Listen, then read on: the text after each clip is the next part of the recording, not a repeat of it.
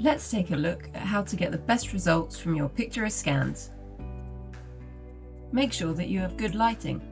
Most failed Picterus scans happen because of poor lighting. Turn on the lights in the room.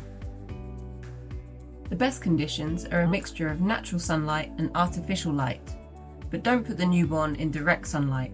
Having the curtains open is fine. Good pictures need a clean camera. Clean the lens of your camera with a soft cloth. Before you scan your newborn, test your lighting conditions by pretending that you're really making a Picterus scan. Look to see where your body and your phone cast a shadow. If you're casting a shadow over the calibration card, then you should move to a different angle so that there are no shadows cast across the card. Here are a few tips to help with making scans. If possible, do a scan when the baby is calm, for example after feeding.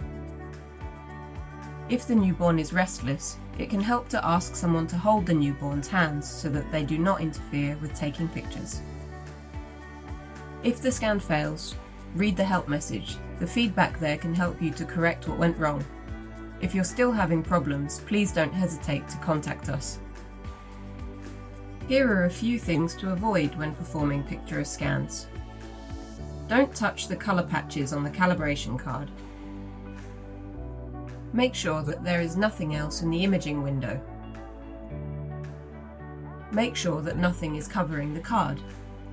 Undress the baby at least down to their waist, so that if they move, clothing doesn't fall into the image. Lastly, avoid skin rashes or other discolorations. We hope you found these tips and tricks useful. Thanks for using Picterus Jaundice Pro.